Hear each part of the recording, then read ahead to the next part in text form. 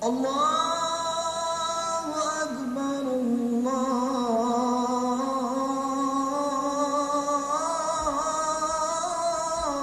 Akbar. Asyhadu an la ilaha illallah.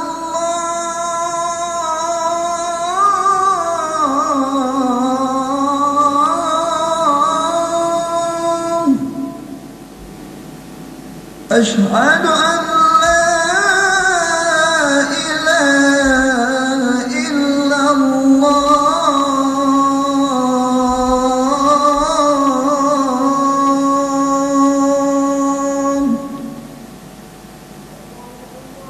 أشهد أن محمدًا رسول الله.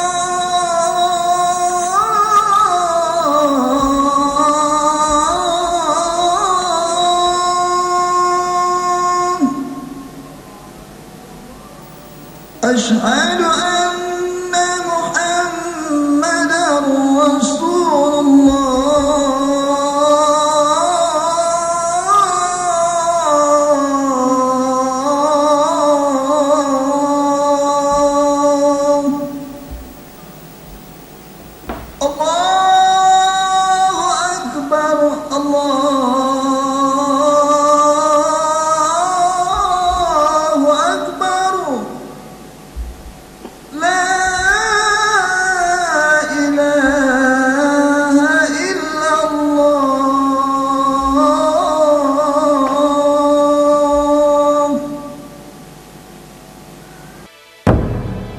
Antusiasme umat untuk mendalami ilmu-ilmu keislaman dalam satu dasawarsa terakhir ini menunjukkan kecenderungan yang terus meningkat. Namun kenyataan menunjukkan bahwa meskipun kegiatan pengajian tumbuh subur di mana-mana, relatif masih sedikit di antaranya secara khusus menyelenggarakan pengkajian tentang ilmu-ilmu Al-Quran, terlebih lagi tentang metode penerjemahan Al-Quran. Metode penerjemahan Al-Quran dengan menggunakan ilmu alat, nahwu dan syaraf konvensional lebih banyak diajarkan di kalangan pesantren yang biasanya berada di luar daerah, serta menggunakan kitab-kitab yang dikarang puluhan bahkan ratusan tahun yang lalu oleh para ulama syalaf, sehingga waktu yang diperlukan untuk mempelajarinya pun cukup lama, kurang lebih sekitar 6 sampai 10 tahun. Padahal sebagian besar orang memiliki kendala waktu dan motivasi yang turun naik. Oleh sebab itu diperlukan sebuah metode belajar penerjemahan Al-Quran yang dapat dikuasai dalam waktu cepat dan mudah. Lembaga Pendidikan dan Pengkajian Al-Quran LP2Q sebagai lembaga yang memfokuskan program kegiatannya untuk menggali ilmu-ilmu Al-Quran, menawarkan metode taqwa, tafhim Al-Quran, cepat dan mudah belajar menerjemahkan Al-Quran yang disusun oleh Dr. Kiai Haji Aminuddin Syaleh SHMM dengan menggabungkan sistem pembelajaran modern dan tradisional melalui teori kuantum dan teknik air, mnemonic, linking, mind, mapping, nedzom, dan lain-lain, serta modifikasi tata bahasa Arab. Metode taqwa memberikan solusi kepada umat Islam dari kesulitan menerjemahkan dan memahami Al-Quran menjadi lebih mudah. Terobosan ini telah diakui oleh Departemen Agama dan MUI Jawa Barat, serta telah banyak membantu para pelajar, mahasiswa, dan masyarakat umum yang ingin melejitkan kemampuannya dalam memahami Al-Quran. Tujuan metode taqwa: 1. Memberikan metode terbaik bagi umat Islam untuk dapat mempelajari ilmu-ilmu menerjemahkan Al-Quran, ilmu nahwu dan syaraf secara lebih cepat dan mudah. 2. Mentransformasikan ilmu-ilmu kepesantrenan kepada masyarakat tanpa mengganggu aktivitas sehari-hari. 3. Memperbanyak alternatif kegiatan pengkajian ilmu-ilmu keislaman bagi kalangan umat Islam. 4. Memasyarakatkan Al-Quran dan mengal-Qurankan masyarakat. Selama 22 kali pertemuan, siswa dibimbing untuk memahami ilmu nahwu dan syaraf yang telah dimodifikasi.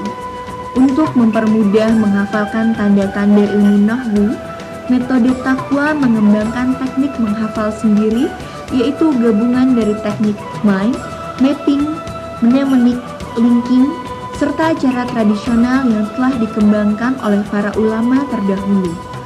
Banyak sekali manfaat yang diperoleh dengan menggunakan gabungan teknik tersebut.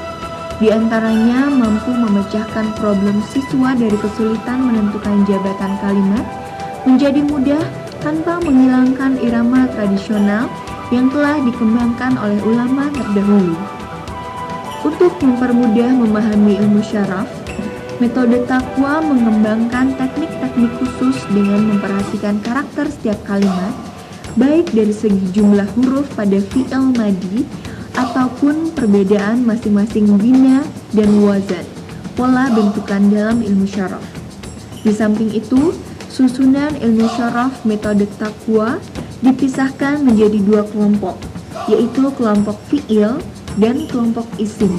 Berbeda dengan susunan ilmu syaraf konvensional yang mencampur adukan antara fi'il dan isim, dengan pengelompokan ini ternyata mempermudah peserta untuk mengingat perubahan kata dalam ilmu syaraf. Untuk mempermudah menghafalkan, digunakan teknik gabungan antara nazom dan linking.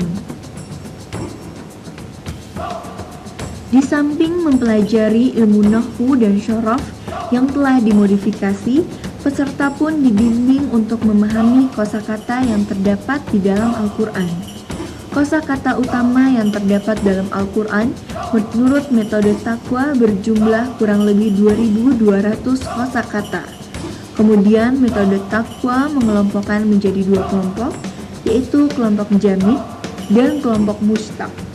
Kelompok jamid yaitu kosakata yang tidak dapat mengalami perubahan bentuk. Sedangkan kelompok mustaq yaitu kosakata bentukan yang dapat dikembangkan atau dirubah bentuknya oleh ilmu syaraf menjadi puluhan bahkan ratusan kata. Sekilas terasa sulit untuk menghafalkan 2.200 kosakata, tetapi dengan menggunakan teknik air, association, imagination, dan repetition, ternyata setiap peserta dapat menghafalkannya sebanyak 20 kosakata setiap hari atau 140 kosakata setiap minggu atau 2.200 kosakata dalam waktu 4 bulan. Tetapi bagi peserta yang memiliki semangat tinggi, 2.200 kosakata dapat dihafalkan dalam waktu yang relatif lebih cepat dari target yang telah ditentukan.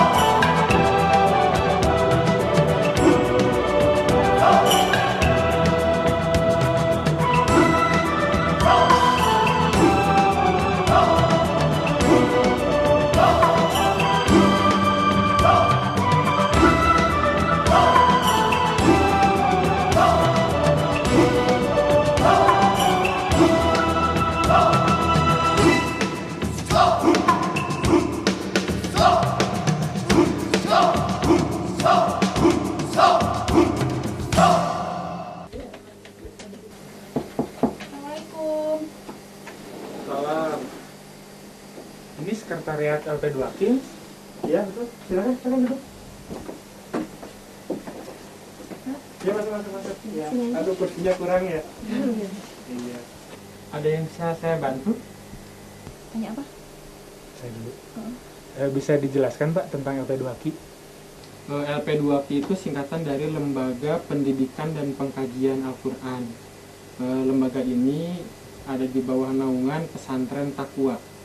Nah, visinya adalah dalam rangka mencerdaskan umat Islam. Dalam kegiatannya kita menitik beratkan ke bagaimana agar umat Islam itu bisa memahami Al-Quran. Karena selama ini kan umat hanya dihadapkan kepada bagaimana bisa membaca Al-Quran gitu. Nah, kita ingin lebih tingkatkan lagi bagaimana umat Islam itu bisa menerjemahkan Al-Quran sehingga apa yang dia baca itu bisa dipahami dengan cepat gitu. Harapan kita, jika umat Islam sudah benar-benar bisa memahami Al-Quran, maka kejayaan, kesuksesan umat Islam seperti yang sudah terjadi zaman pertengahan, di abad pertengahan, itu bisa kita raih kembali pada saat-saat sekarang ini. Nah, untuk mensukseskan rencana tersebut, maka kita kemudian membuat sebuah metode yang kita beri nama metode Taqwa, singkatan dari metode Tafhim Quran. Kalau metode takwa itu yang seperti apa, Pak? Metode Taqwa itu pertama kali dicetuskan oleh pembina LP2Q, yaitu Bapak Dr. Haji Aminuddin Saleh. Nah, metode ini memodifikasi ilmu-ilmu kepesantrenan yang biasa dipelajari oleh umat Islam. Nah, jadi di dalamnya ada ilmu nahwu, ada ilmu sorof, ilmu rosam, dan lain sebagainya yang memudahkan umat Islam untuk bisa menerjemahkan Al-Quran. Nah, dulu waktu saya belajar ilmu nahwu, ilmu sorof, itu kan perlu waktu yang lama. Saya dulu belajar ilmu nahwu, ilmu sorof itu sampai 6 tahun. Nah, itu pun nggak tamat gitu.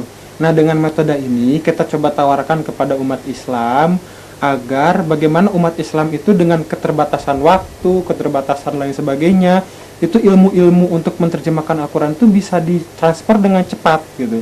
Nah, ini diciptakan metode Taqwa ini dalam waktu 22 kali pertemuan. Nah, insya Allah si peserta atau umat Islam itu bisa memahami ilmu-ilmu yang biasa dipelajari di pesantren gitu. Buku yang digunakan ada 3. Yang pertama buku panduan. Di dalam buku ini berisi ilmu nahwu, ilmu sorof, ilmu rosam yang telah dimodifikasi. Masing-masing sudah kita buat materinya per pertemuan. Misalkan ini pertemuan ketiga gitu, pertemuan ke-5 sampai ke pertemuan ke-22 ada di buku di sini. Ini yang dipelajari oleh siswa untuk memahami metode Taqwa. Nah, kemudian yang kedua yaitu buku tentang kumpulan jamid dan mustaq dalam Al-Quran. Nah, kita ketahui setelah kita melakukan penelitian, ternyata kosakata yang terdapat di dalam Al-Quran itu kurang lebih terdiri dari 2.200 kosakata. Nah, kita kumpulkan di sini. Ini kemudian dihafal oleh siswa. Insya Allah kalau 2.200 kosakata ini bisa dihafalkan oleh umat Islam, maka Al-Quran pun dengan mudah dapat diterjemahkan. Nah, tentunya kita pun memiliki teknik bagaimana agar 2.200 kosakata ini dengan mudah dapat dihafalkan. Nah, yang ketiga, buku tentang teknik menghafalkan. Bayangkan saja ilmu nahwu, ilmu sorof, ilmu rosam, plus 2.200 kosakata, kalau harus dihafalkan satu persatu kan susah ya. Nah, kita punya tekniknya, sehingga semua ilmu itu plus kosakata yang 2.200 itu bisa mudah dihafalkan. Nah, ada di sini semuanya teknik menghafalkan.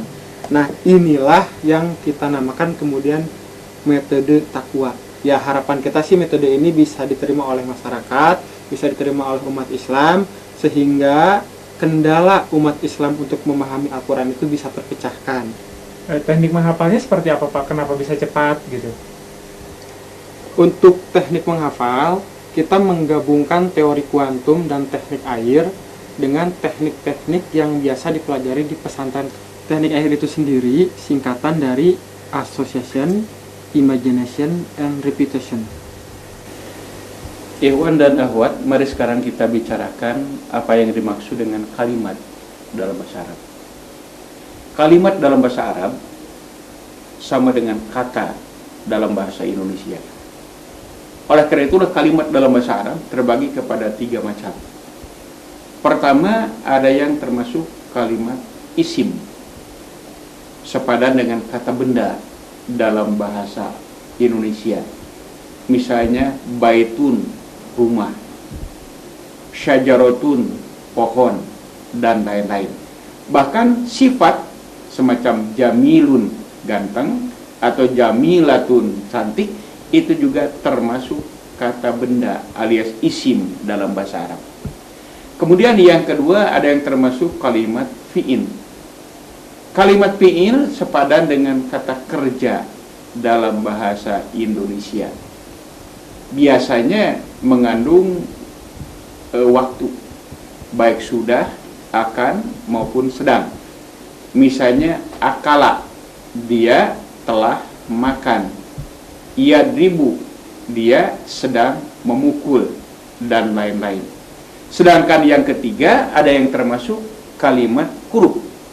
Kalimat huruf sepadan dengan kata sambung atau kata depan dalam bahasa Indonesia. Misalnya min, dari, ila, ke, ma'a, dengan, ala, di atas, dan lain sebagainya. Pak, bisa diterangkan lebih lanjut tentang kalimat isim? Kalimat isim sepadan dengan kata benda dalam bahasa Indonesia, atau juga termasuk misalnya sifat, ukuran.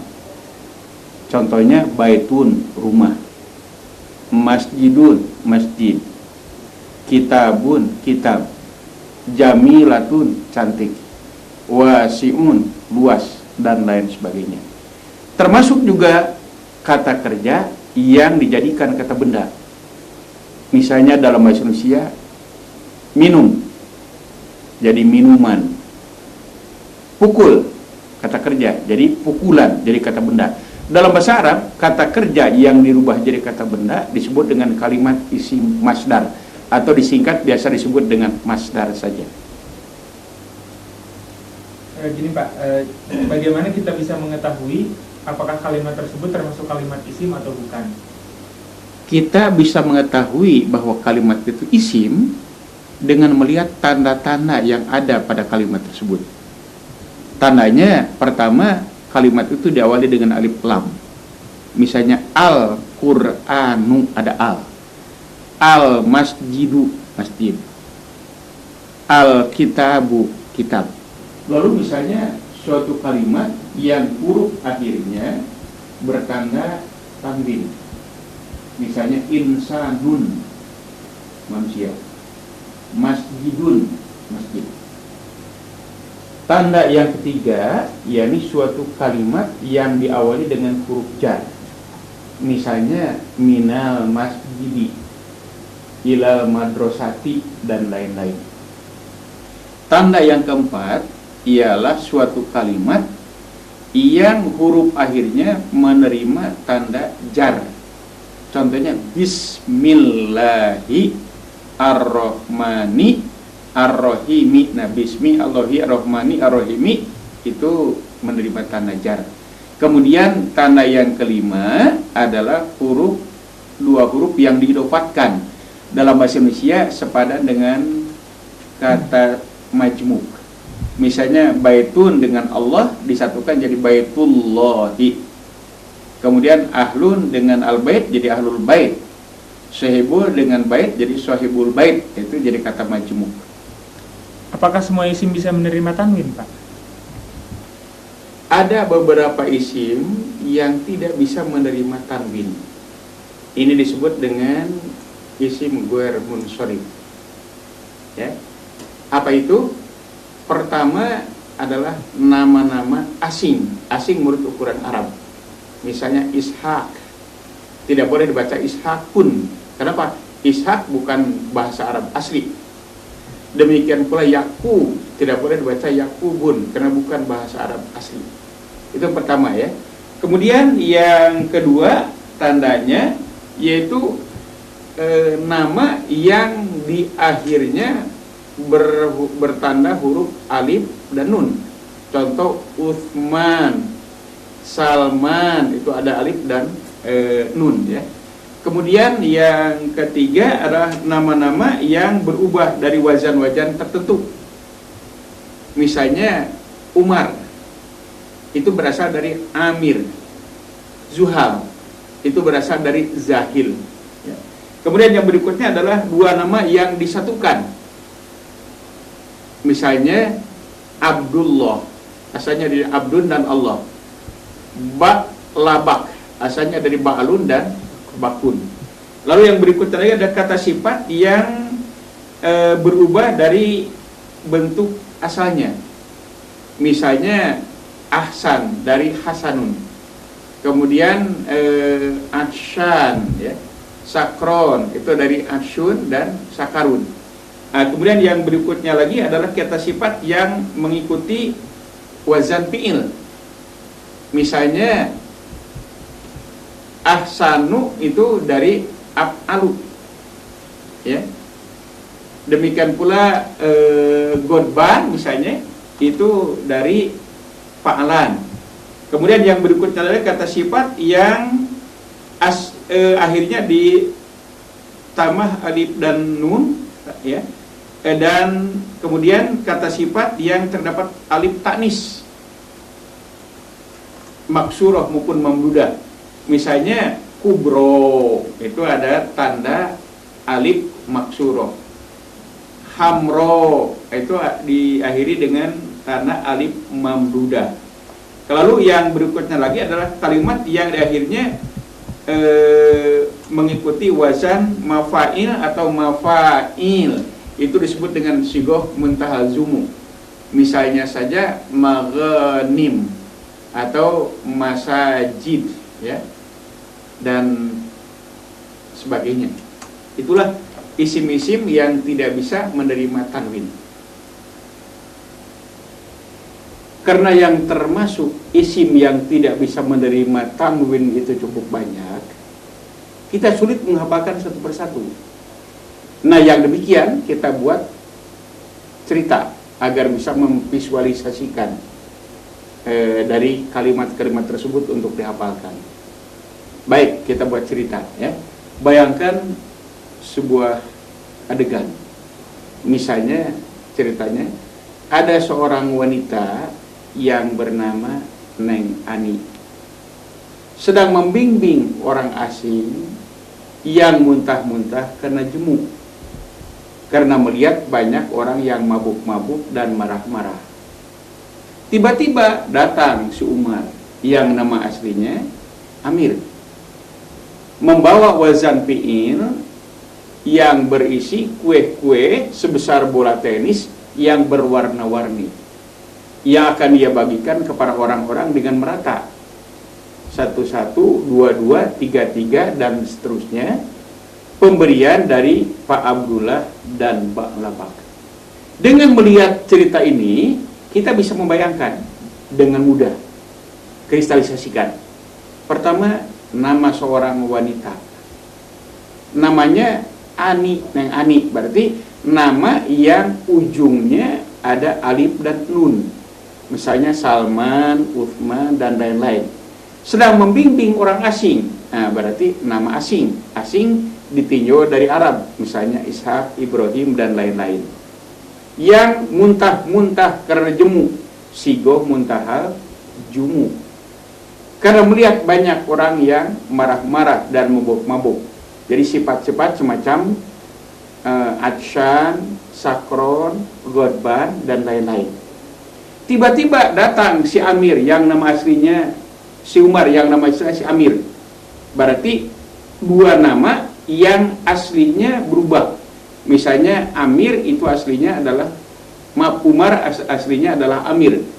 Zuhal nama aslinya Zahil. Membawa wazan fi'il. Nah, berarti wazan fi'il nama yang masuk ke dalam wazan fi'il. Misalnya Ahmad itu sewajan dengan af'al. Yazid sewajan dengan yaf'ilu dan lain-lain. Sebesar bola tenis, alamat taknis apa? Yaitu alif taknis maksuroh dan alif taknis mamdudah. Itu tidak boleh ditanwinkan. Kemudian yang berwarna-warni, warna-warna semacam abiyad, aswad, ya, azraq itu tidak boleh ditanwinkan. Yang akan dibagikan kepada orang dengan merata. Misalnya 22, 33, masna, sulasa, ruba'a itu tidak boleh ditanwinkan. Pemberian dari Pak Abdullah dan Pak Labak berarti dua nama yang disatukan. Abdun dan Allah jadi Abdullah, tidak boleh ditanwinkan. Ba'lun dan Bakun jadi Ba'labak, tidak boleh ditanwinkan. Itulah cara untuk memudahkan kita menghafalkan. Hafalan secara nomenik untuk nomor-nomor surat kelompok 1. Dikala jarum patah dibakar oleh Imran dan Nisa anak Maidah, tiba-tiba datang si Anam yang sarafnya Anfal, berteriak ingin bertaubat, dibimbing Pak Yunus. Jarum untuk kelompok 1. Patah untuk surat Al-Fatihah, dibakar surat Al-Baqarah oleh Imran dan Nisa. Imran untuk surat Ali Imran, Nisa untuk surat An-Nisa. Anak Maidah berarti untuk surat Al-Maidah. Tiba-tiba datang si Anam untuk surat Al-An'am yang sarafnya Anfal. Sarafnya untuk surat Al-A'raf, Anfal untuk surat Al-Anfal. Berteriak ingin bertaubat. Bertaubat itu untuk surat At-Taubah. Dibimbing Pak Yunus. Yunus untuk surat Yunus.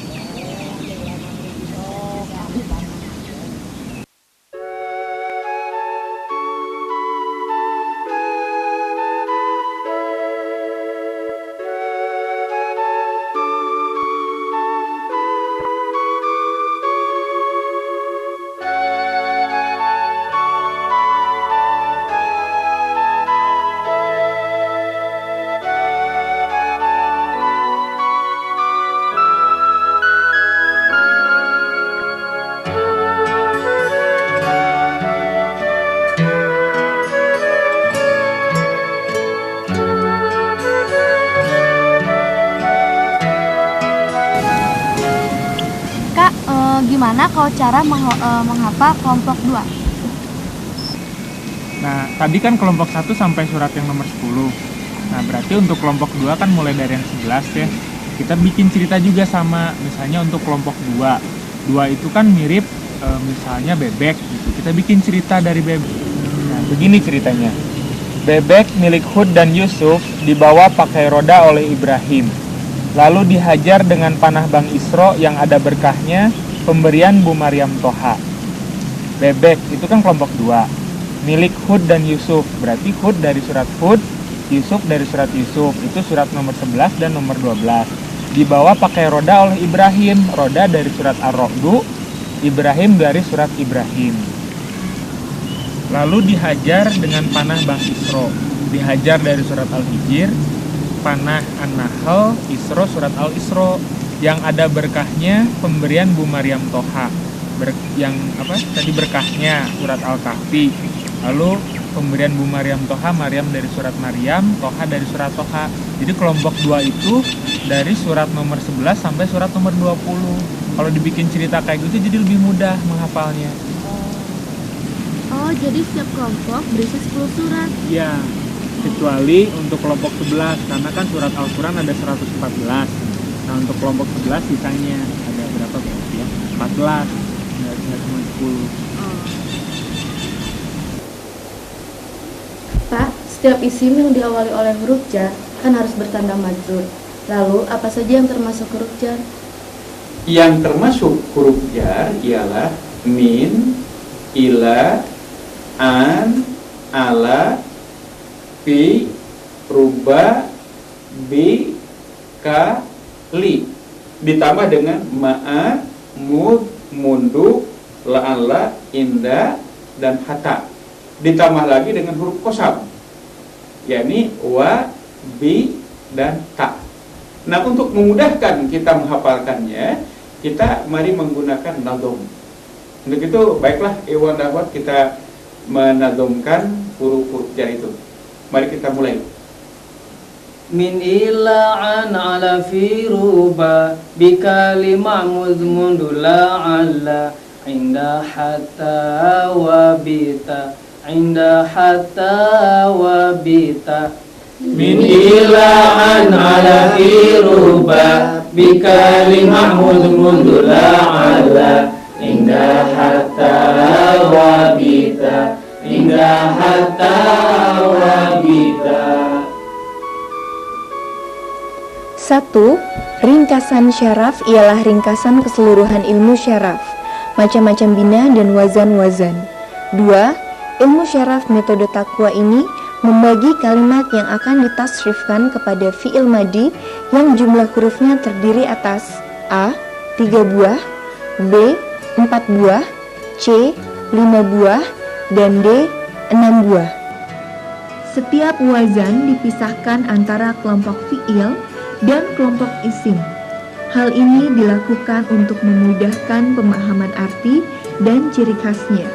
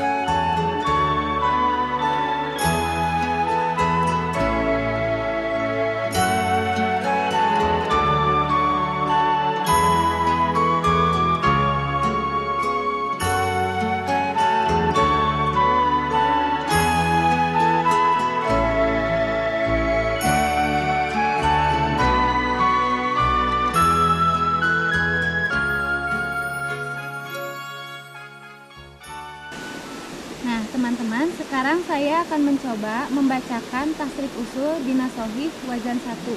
Di halaman berapa, Fet? Ini adanya di halaman 45. 45. Ada ya ini? Oh, ini ya? Ya. Langsung saja ya.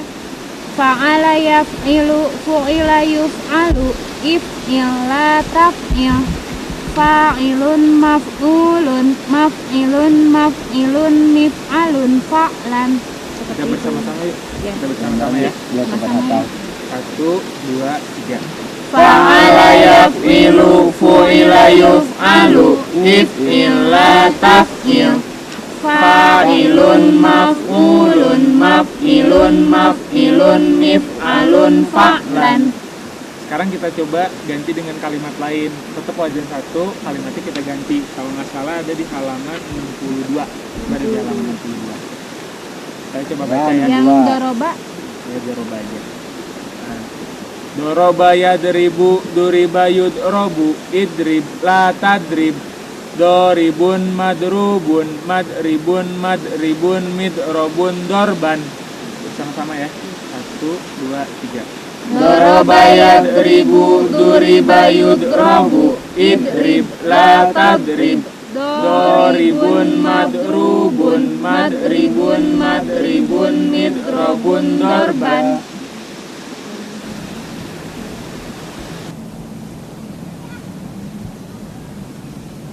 Tasrif usul di Nasohih wazan 1.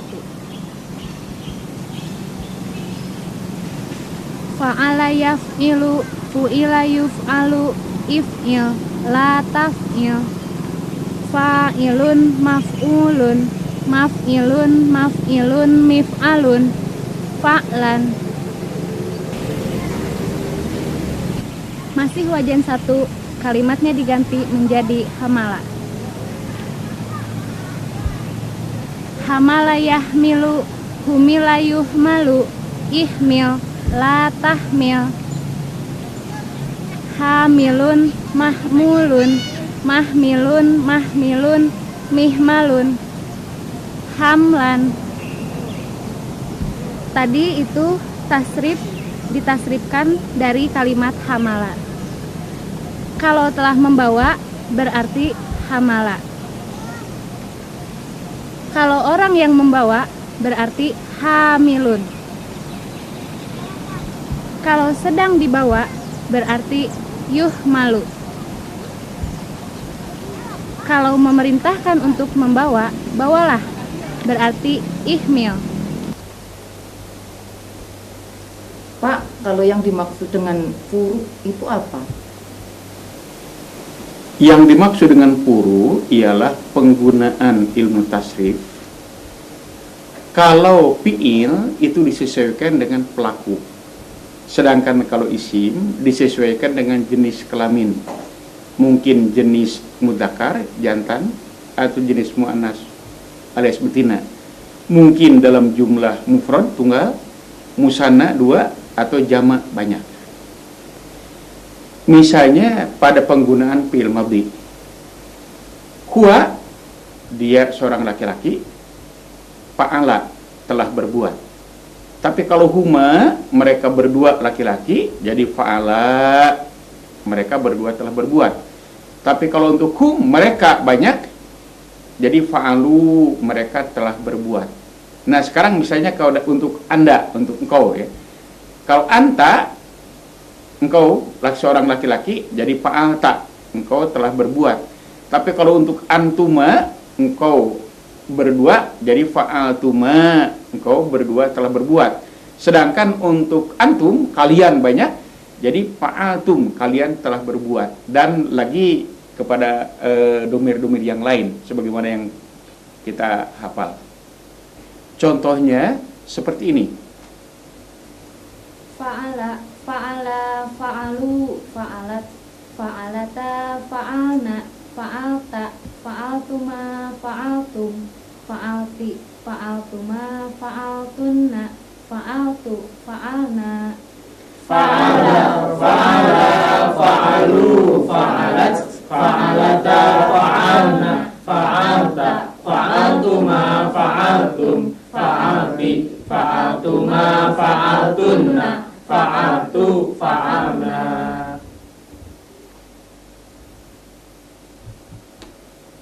Pak, bagaimana cara menadamkan bina mudhoaf?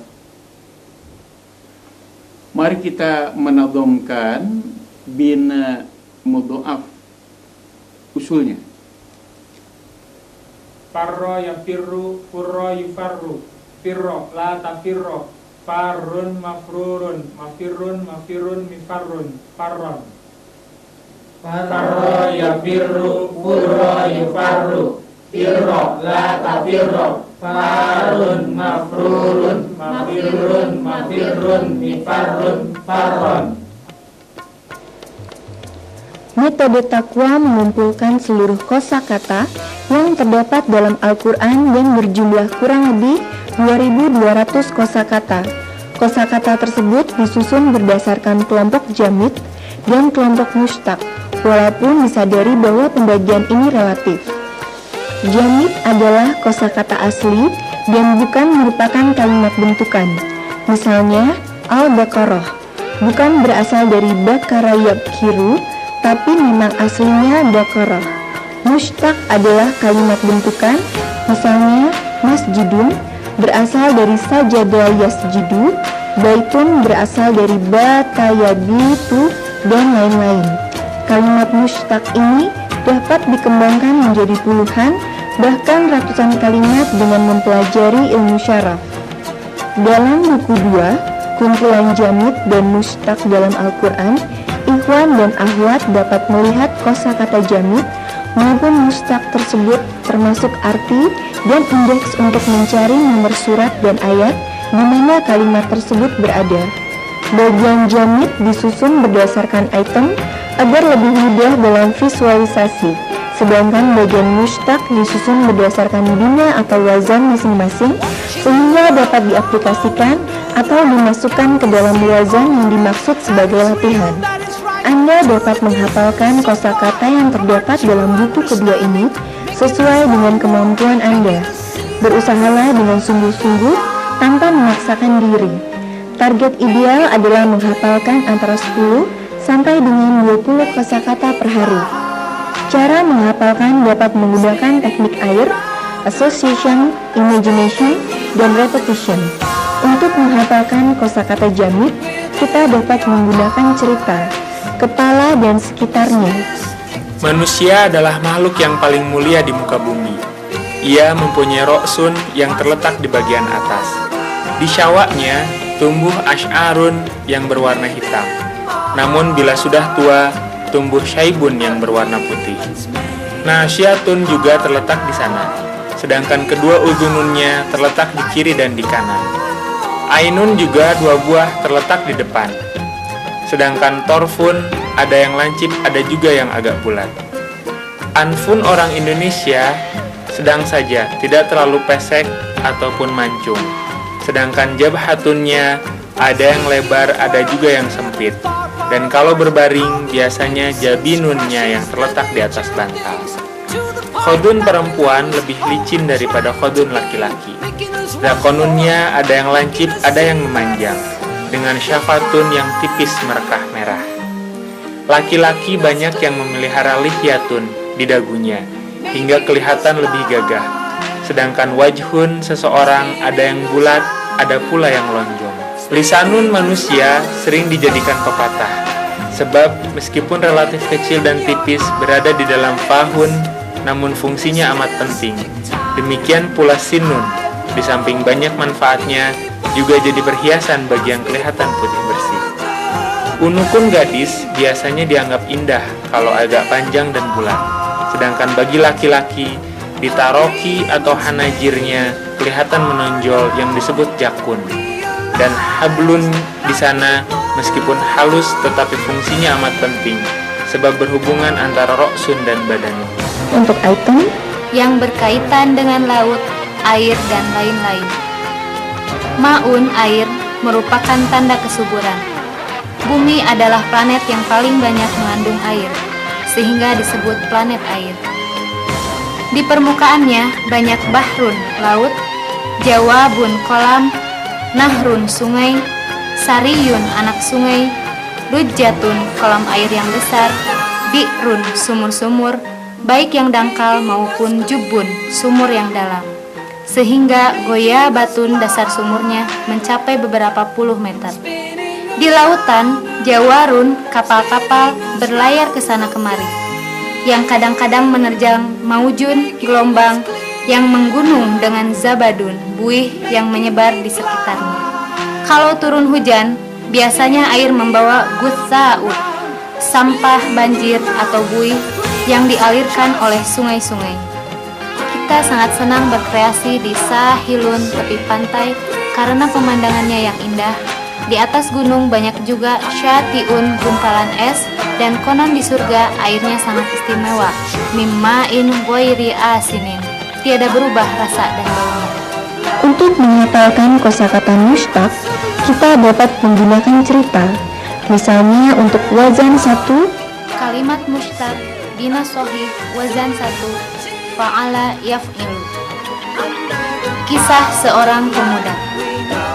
Saya termasuk orang yang senang atharo ya'thiru asron, mempelajari bermacam-macam ilmu, termasuk membaca buku-buku sejarah. Untuk atharo ya'thiru asron, menyelusuri kisah-kisah zaman dahulu, juga buku-buku hadis, bahkan buku-buku dongeng. Dalam sebuah buku dongeng, ada suatu cerita tentang seorang anak muda yang sangat miskin. Orang tuanya sudah meninggal dunia, dan qobaro yakbiru qobron, dikuburkan tidak jauh dari rumahnya. Orang-orang kampung amat benci kepada anak muda itu, sebab orang tuanya dikala masih hidup dikenal sebagai tukang afakaya fiku afkan, tukang sihir yang bisa afakaya fiku afkan, memutarbalikan mata dan penglihatan. Makanya meskipun anak muda itu amat kekurangan, tetap dibiarkan saja oleh orang-orang kampung di sana, karena mereka berkeyakinan turunan orang jahat akan jahat pula.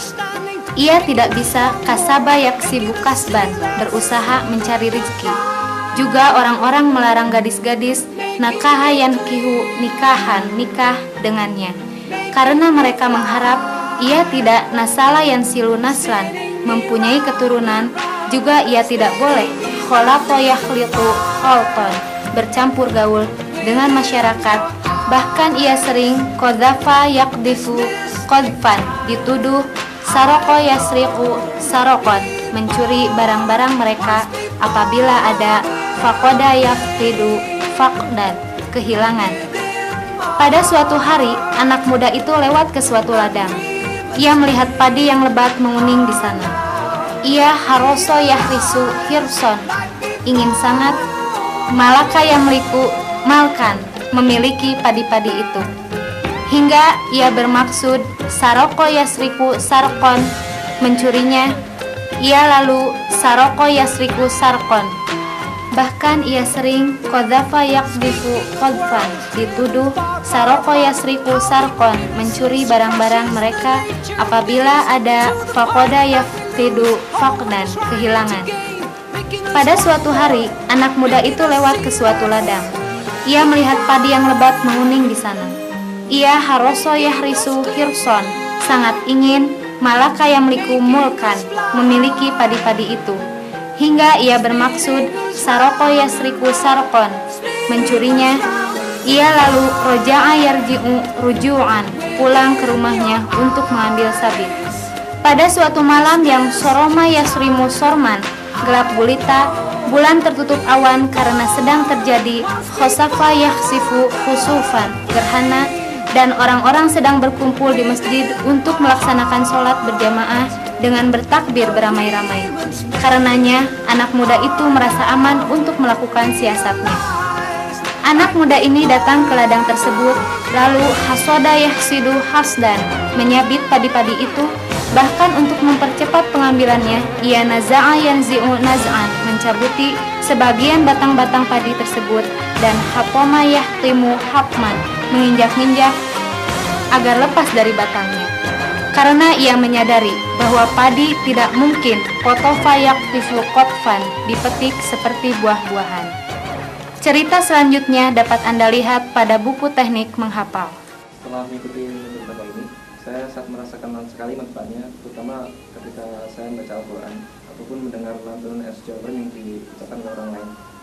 Kalau dulu mungkin saya merasakan sekali, cuma merasakan iramanya, tapi sekarang enggak. Tapi saya juga bisa merasakan artinya dan juga mungkin sedikit makna yang terkandung dalamnya. Jika saya bandingkan dengan metode belajar bahasa yang lain yang pernah saya ikuti atau yang pernah saya amati, saya pikir metode takwa ini sangat bagus. Kenapa? Karena materinya cukup lengkap, cukup komprehensif, dan sangat menyenangkan karena metodenya yang sangat bervariasi, sehingga kita tidak jenuh.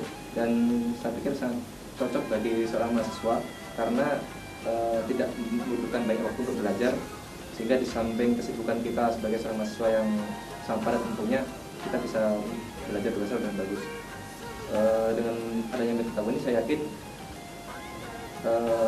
tidak ada lagi kata bagi mahasiswa bahasa Arab itu susah, belajar bahasa Arab itu sukar.